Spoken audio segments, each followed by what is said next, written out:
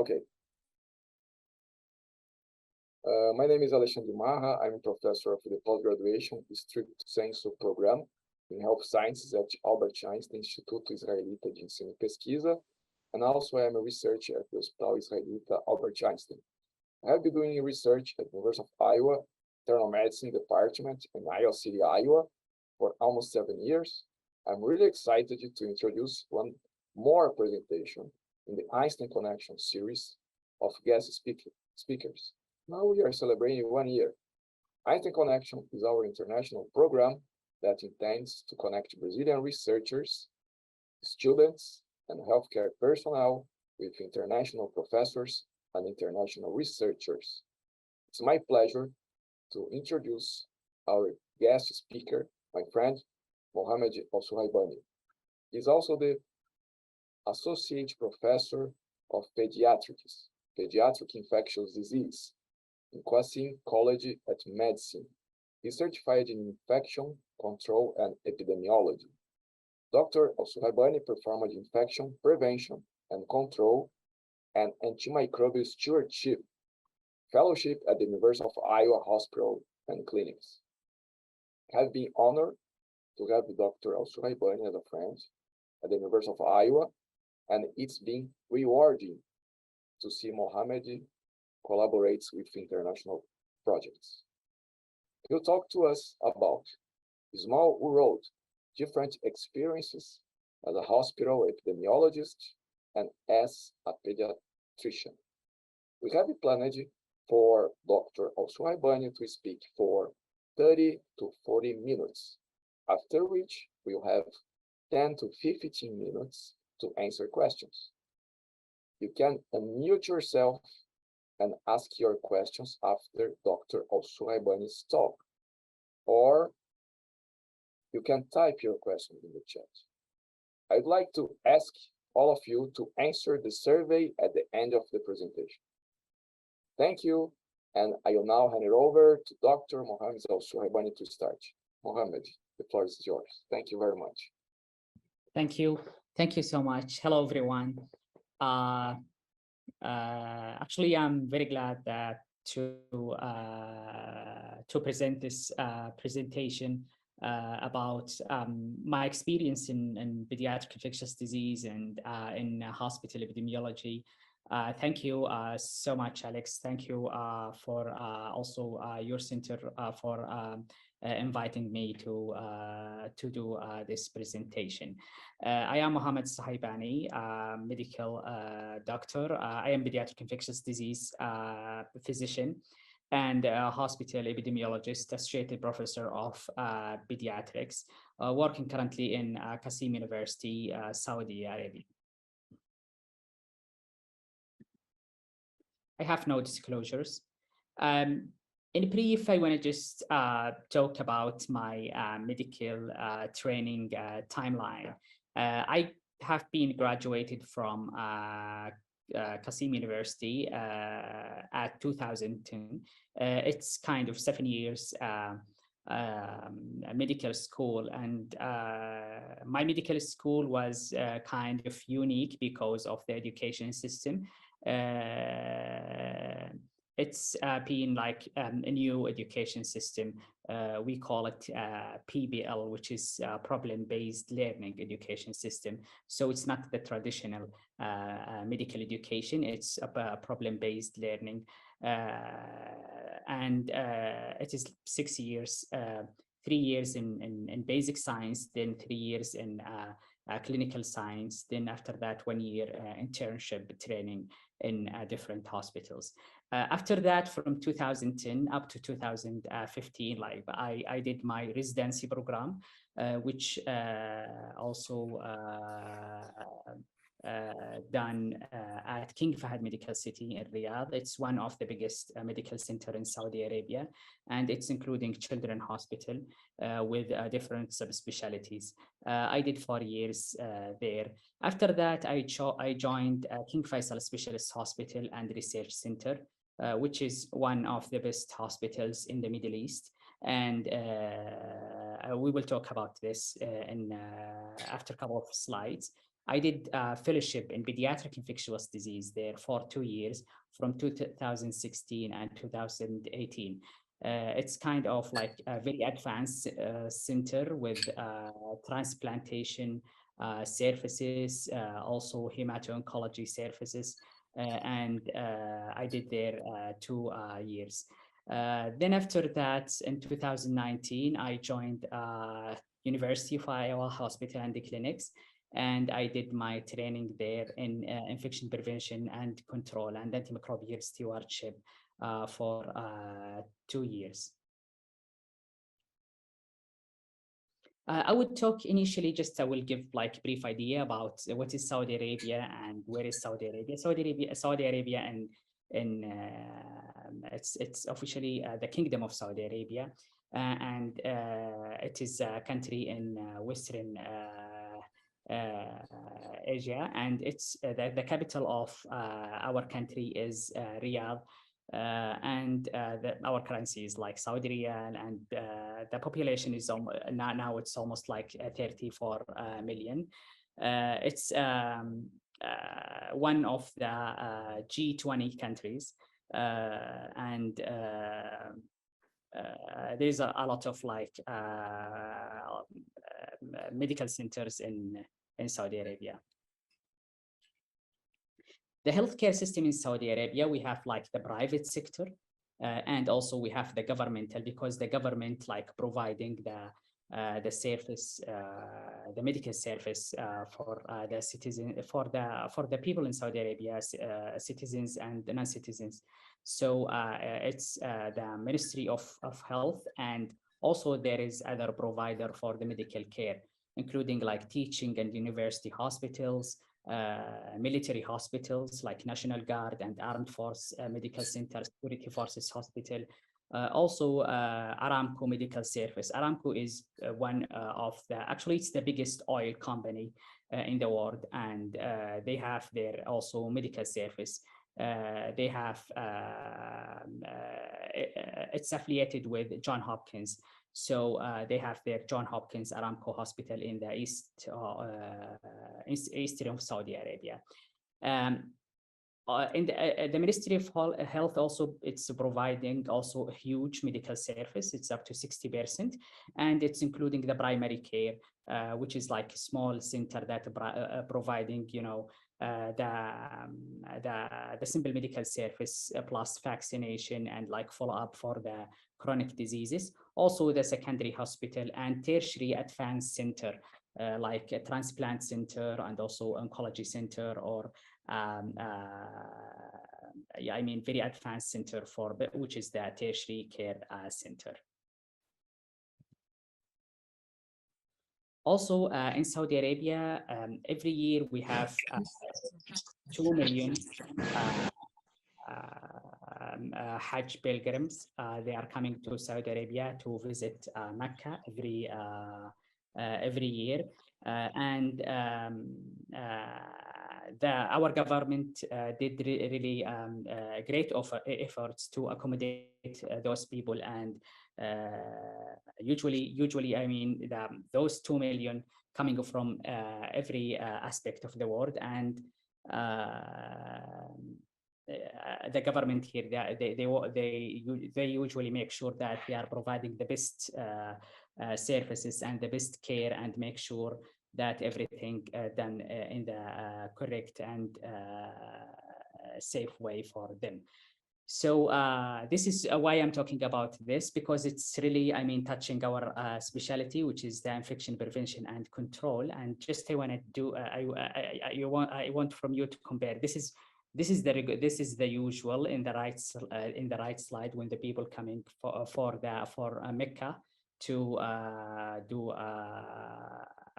do the pilgrimage, and here after COVID-19, when the government they decrease the number of people, and they actually they like implement many precautions to make sure everything is safe, and also to prevent, you know, with the COVID-19, to prevent to prevent outbreaks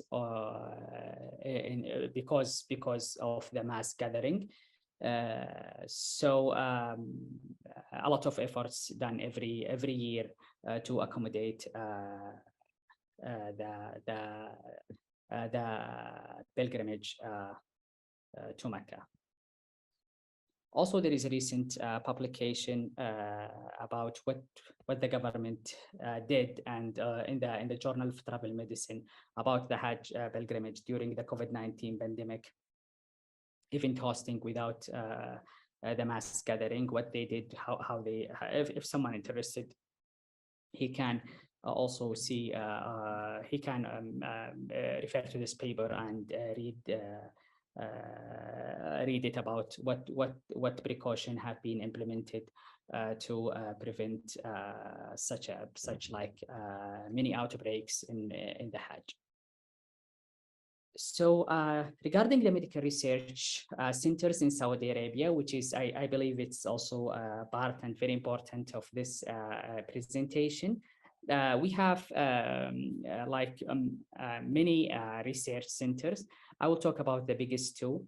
And if someone he want to collaborate with this center, currently I'm working with King Faisal Specialist Hospital and Research Center, and I'm willing, if someone just want to connect with them and want to collaborate, he can also visit their website because they have different departments, including biomedical physics, cell biology, but I mean, different specialty, cardiovascular, stem cells, environmental health program, everything. So if someone interested in whatever specialty and want to collaborate, want to explore more, you can feel free and contact me. I can help him. Also, he can visit the website and read more about this research center. The second research center is King Abdullah International Medical Research Center. This is also with National Guard Hospital, and also they have different research and development departments, including the research about the blood and cancer, diabetes, cardiovascular diseases, infectious diseases, and also the rare and genetic diseases. So if someone also interested, he or she can visit their website, and also if you want to connect with them, there is an email that you can connect with them, and if you want to do collaboration, I believe that they are willing to collaborate with if something interested for you and for them. My specialty as a pediatric infectious disease and adult infectious disease, there is some differences between pediatric and adult. For example, actually, I take this table from one of the Australian study that they compare between the pediatric and adult infectious diseases. And in pediatric, for example, in adult infectious diseases, the diabetic patient is more, HIV patient is more, but for example, the CNS infection is more in pediatric, cardiovascular patient more also in adult. Viruses representing bulk of the diseases in pediatric specialty. Also, referring specialty is different from pediatric to the adult. Very important also that some of antimicrobial is restricted in pediatrics, so we cannot use it in pediatrics due to the safety issues. And some also there is differences between pediatric and adult in the route and the duration of antibiotics. So here is some differences between pediatric and adult infectious disease. If someone wondering what is pediatric infectious disease and is it different from adult infectious disease or not? So yes, there is some differences. During COVID-19, I was doing my fellowship at the University of Iowa in infection prevention and control. Actually, the COVID-19 was like kind of a practical like lesson for me during my fellowship. I did at our fellowship also we did a research about the impact of COVID-19 on infection and prevention program in Iowa from 2020 to 2021. We compared how was the infection prevention and control program working before and after the COVID-19, what was the load, and this was done by me and my colleagues at the University of Iowa Hospital in a clinic.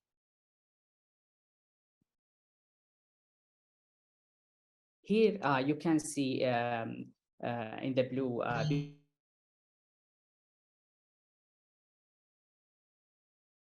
there was this is usually the load of work, the load of calls. Actually, we are comparing the calls. Sometimes if someone like want to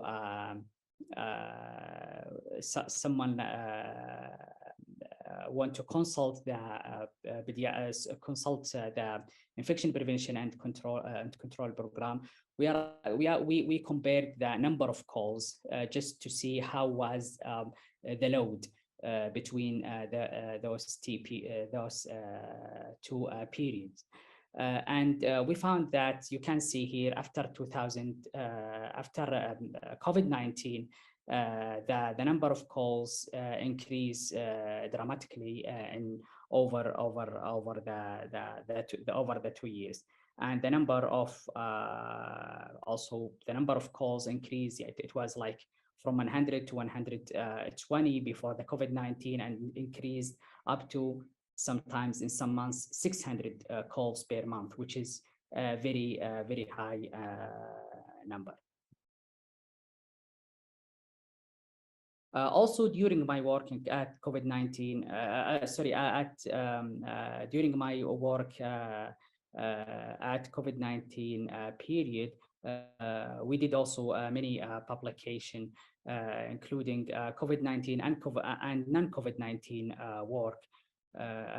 So we did it together as a team with our colleagues from the University of Iowa Hospital and clinics. Also, during our work, we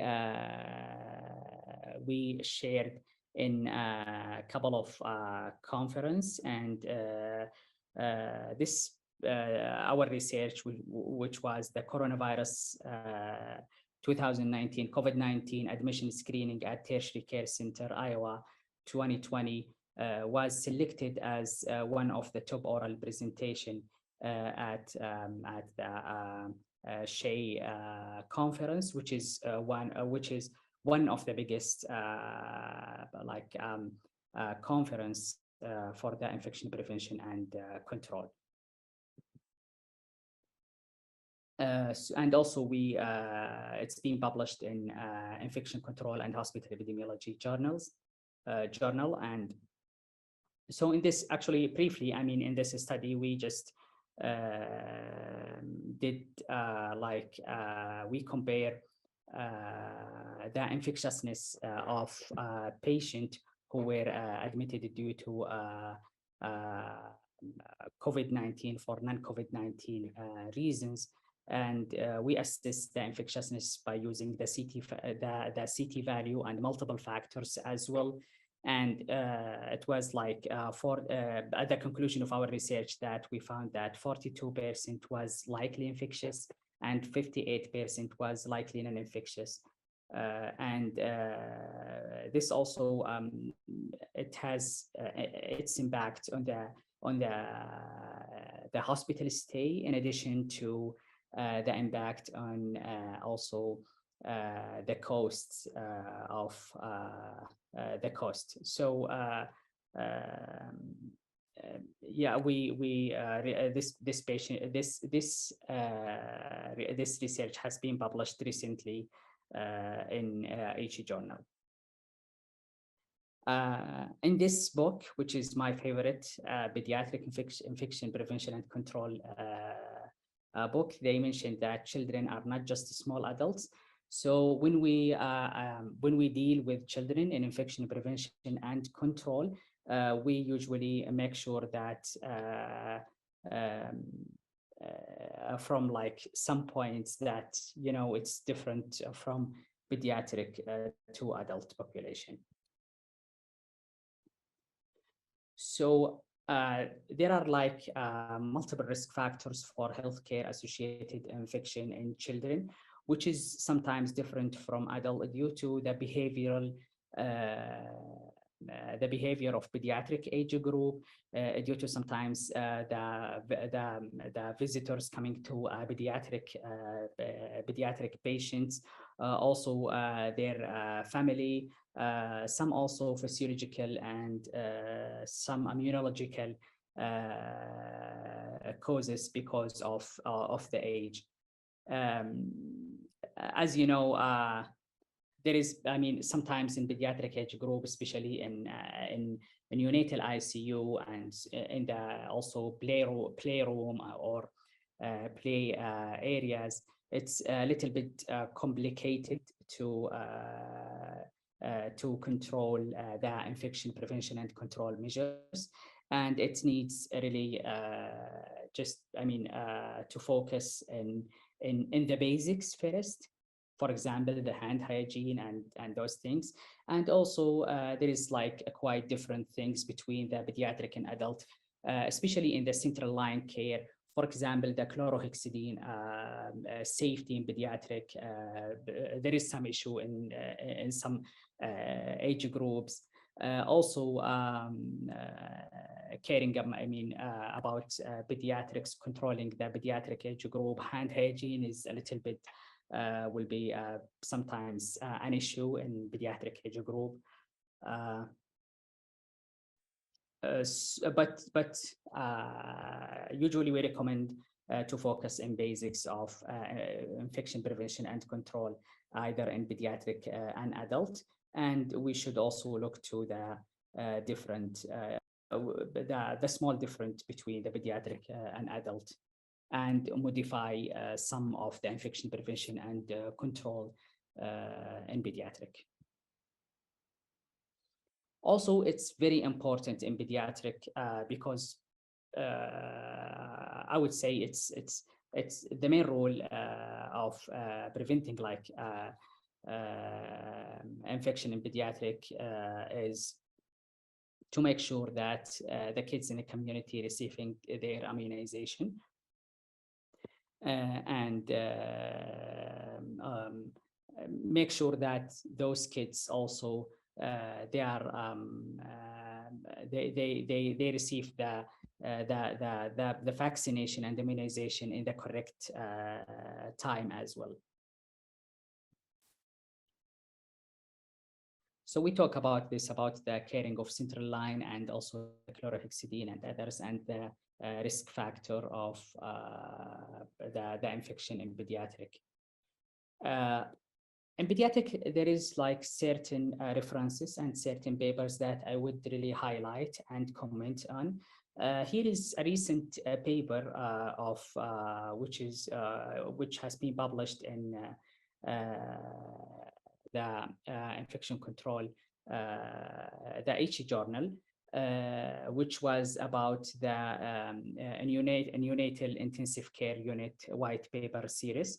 The practical approach for the prevention of central line associated blood infection. It's really very great paper for if someone like interested to read. It's kind of questions and answers for some procedure, and also it's very and some also issues in caring for pediatric with central line and with central line also associated bloodstream infection. including taking care of these lines, including the lock therapy, and also and also several issues that has been included in this paper. Also, this is quite recent paper published 2017 or 18 in American Academy of Pediatrics, and it's really a great reference in general for infection prevention and control in pediatric ambulatory settings. So it's very basic and very important for anyone taking care of infection prevention and control to read this paper because it's really very helpful.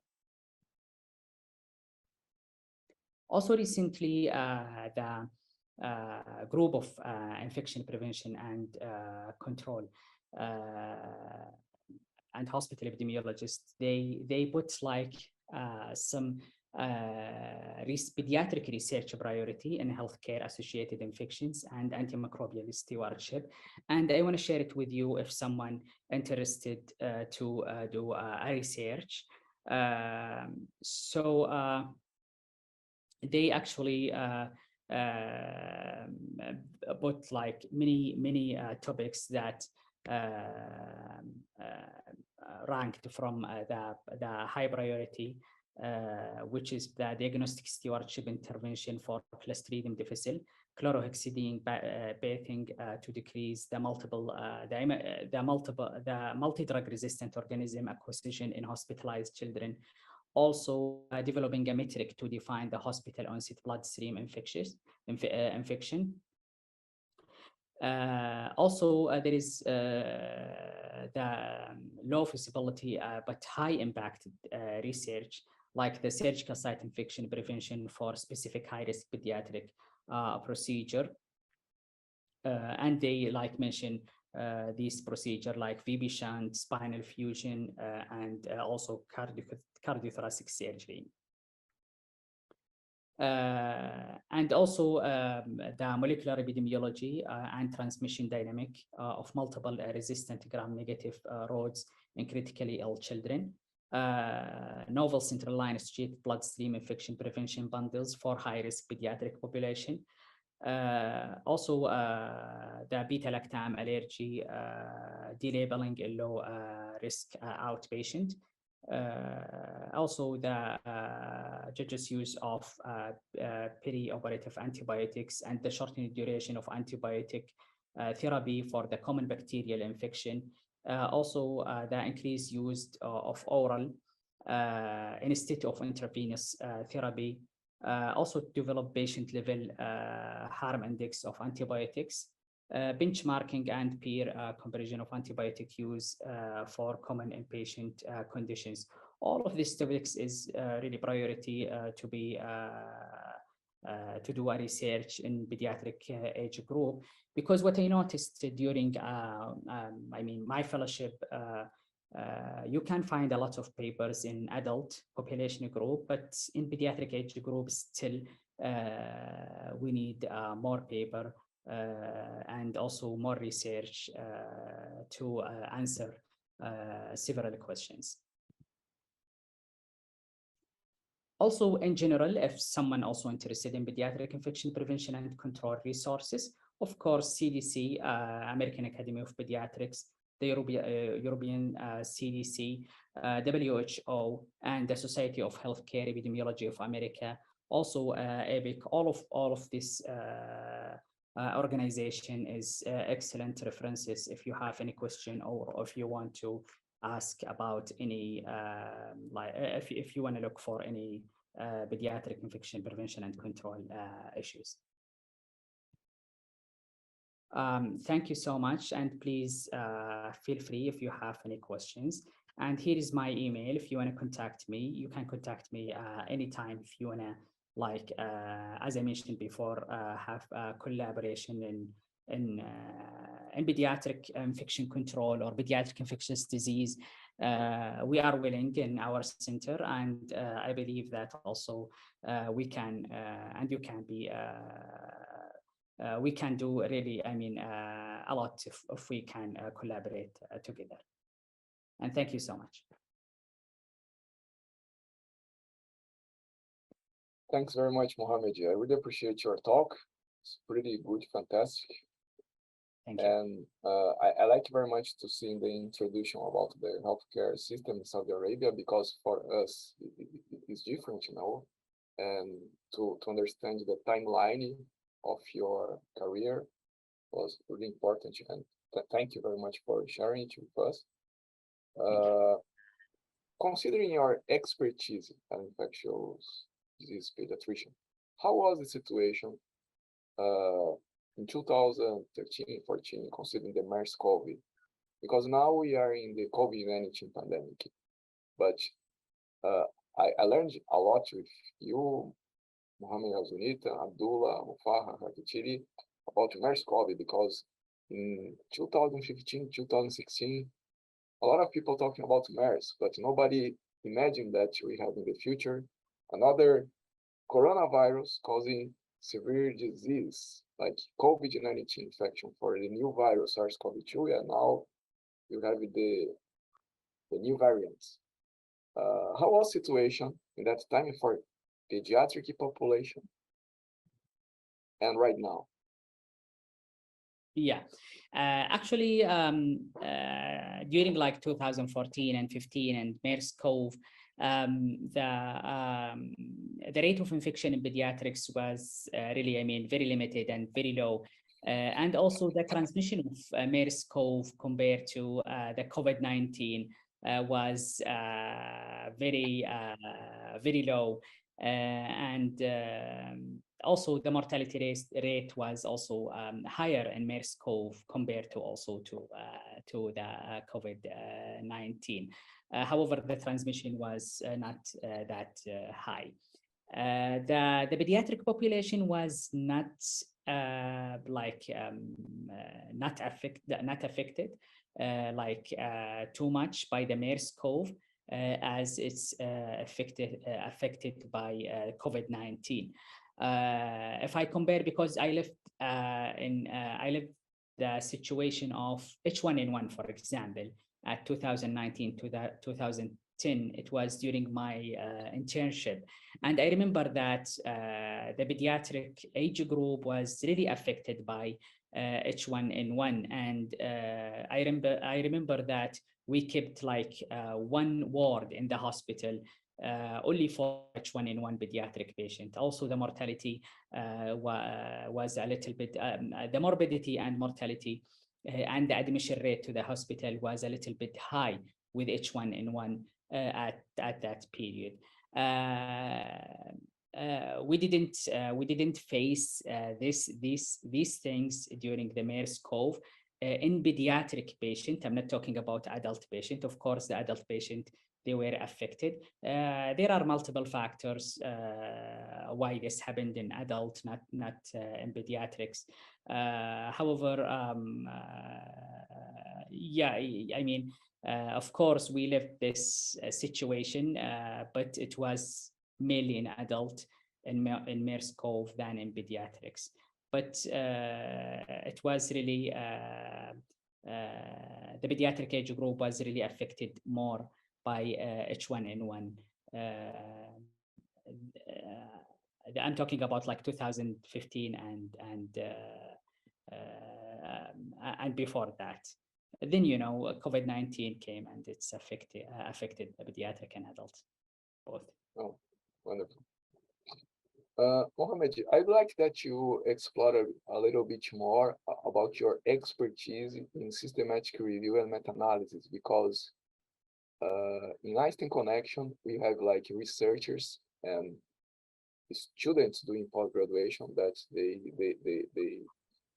are learning or they are working in this study design using systematic reviews and meta-analysis in their researches. And I'd like to know about that and about the possibility to collaborate with you in the future in these research projects. Yeah, actually, I started doing the meta-analysis and the systematic review during my fellowship at the University of Iowa Hospital and the clinics.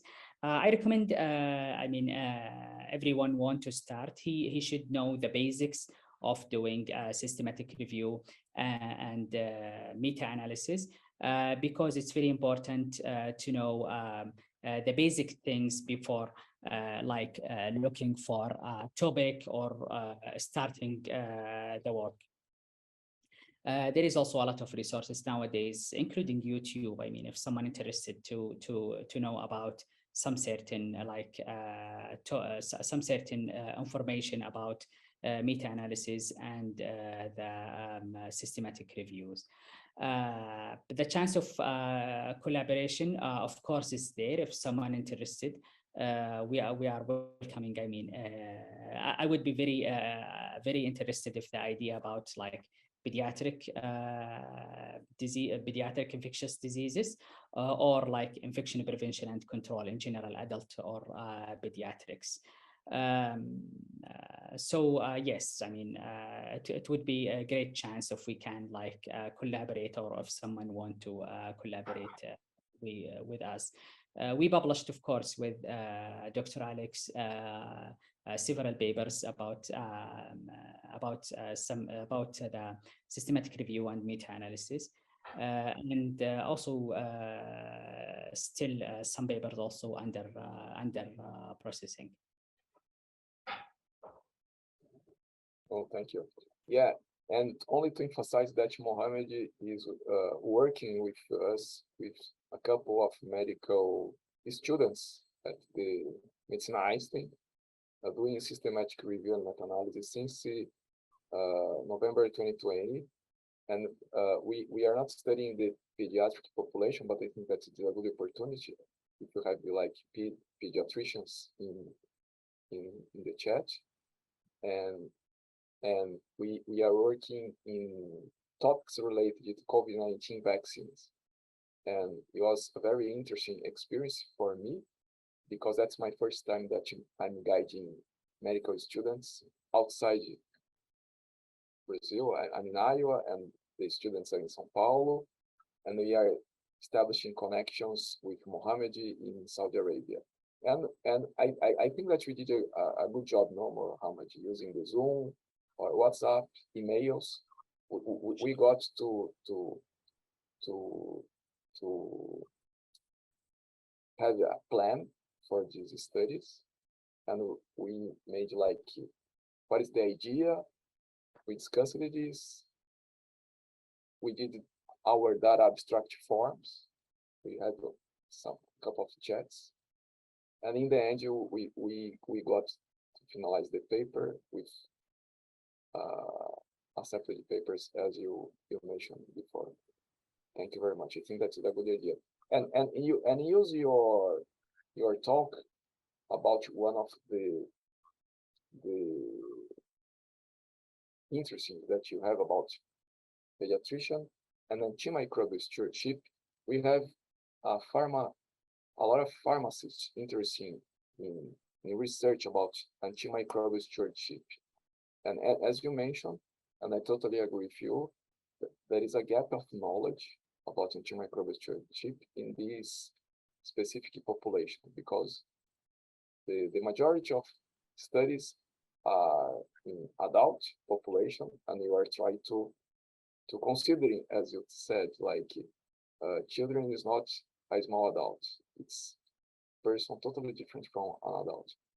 And I think that it's a good opportunity. I have every Friday morning, I have 1 hour of talk with a group of researchers in the pharmacy at Albert Einstein.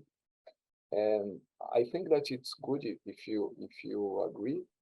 In a couple of weeks, I can invite you for a meeting about that, and we can establish a collaboration to start a project with these pharmacists. If you are interested, I think that we can start a collaboration with not only with medical doctors or medical students, but other professionals that they are really interested to work with us. Yeah, sure, sure. Of course, that's very interested to do, and also I will be very happy. I mean, to attend with you, and also we can think about also ideas to do in antimicrobial stewardship, because as you mentioned, there is a gap in pediatrics, especially in infection prevention, and also in antimicrobial stewardship. Like, for example, looking for short courses of antibiotics, looking for some specific doses of antibiotics. This is very essential and very important. And not only the ID doc, the infectious disease doctor, or the pharmacist actually playing very important role in antimicrobial stewardship. So they're gonna be like a great help, and I would appreciate, this opportunity. Me too, I appreciate. And another invitation for you. Every year in the Albert Einstein post-graduation stricto sensu program, we have courses about epidemiology. I coordinate with Dr. Lenza. It's another researcher at Albert Einstein. A course about epidemiology and study designs. And I think that we can use your knowledge, and I invite also Mohammed Alsuhaibani to talk about the study designs, like cohort studies, case control, systematic review. And I think it's a good discussion and like basic things. And you can give your point of view about epidemiology, but also in pets population. I think that's very, really interesting. Of course, sure. I like very much about the research center because it's perfect, because EEP is a research center from Albert Einstein. I think that you can start a collaboration with your research center in Riyadh. I took notes. I understood that there are two research centers. That's right, King Faisal and King Abdullah. That's right. Yeah, that's correct. Yeah, I mentioned that actually there is a couple of research centers in Saudi Arabia, but I mentioned the biggest two. King Faisal is one of the biggest research center in the area, in the Middle East, I mean. Also the King Abdullah as well. So I would recommend, I mean, if someone like interested or want to collaborate, or like first of all, I mean, just to browse their website to see, I mean, if something like interested, some like specialty that you feel it's interested for you, I believe like contacting them and will be and like suggesting, for example, if you want like collaboration, or if you want to do, if you have any idea, if you have any questions, I believe that they will come all of this. And of course, I mean, if something like in my specialty, I would be very happy also to help in that and connect them with the people in research centers. And I have one last question, because I don't have to take your time. I really appreciate that you are here with us in São Paulo, Brazil, using this Zoom tool. We are doing in Einstein a collaboration study. It's a multi-center study considering the COVID-19 vaccine effectiveness. We have a database about healthcare workers, but we can expand this for other population. But our focus is healthcare workers. Considering your expertise in Mohammed and Abdullah, I know that they are studying this too. I think that we can share maybe data to make this strong, because in Brazil, the primary doses for COVID-19 vaccines were CoronaVac and AstraZeneca. The third dose, the booster, was Pfizer.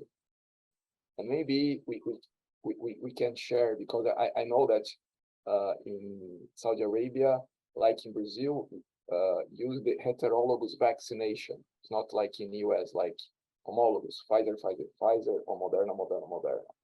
We mixed this, and now we are having good results showing that the heterologous vaccination can promote more neutralizing antibodies, and the breakthrough infection is lower if you compare homologous vaccination. I think that it's a good opportunity because we can understand more these new variants, and Saudi Arabia is a really unique region because I don't know if you have co-infection cases about SARS-CoV-2 and MERS-CoV, but we have like 2 coronavirus in the same place, and this is really unique, you know.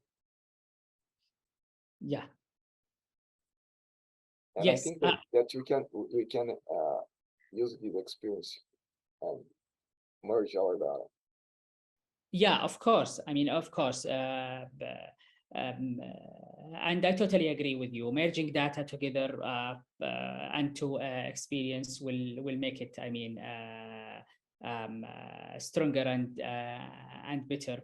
In our country, actually, they used the heterogeneous vaccines. For example, if someone like received AstraZeneca, he can receive the second dose was like as a Pfizer or vice versa. But some of them they received I mean the homogeneous one, so they received like 3 doses of Pfizer or like 3 doses of Moderna, or so I believe yes, there is data about it, and of course, I mean,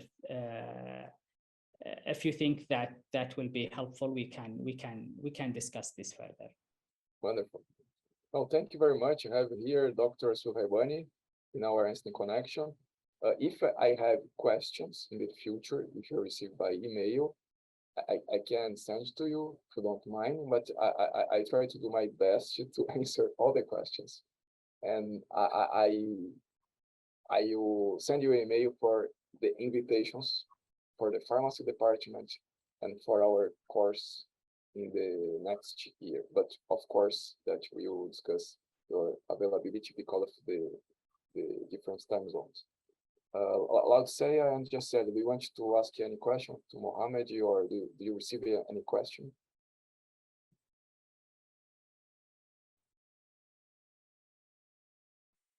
Sorry, yes. Alex. No, I asked you for the coordinators from the Einstein connection if you have any questions, but for a while we didn't receive any more questions. And thank you very much, Mohammed. I'm really glad to see you again. And please, let's keep it in touch. Yes, we are talking every week through the WhatsApp, but let's take a moment to see you again. I hope to see you again in Zoom. And see you next week in your infection control conference in Riyadh. Thank you very much. Yeah, see you. Thank you so much, Alex, and thank you for the attendance. I appreciate it. Thank you. Thank you.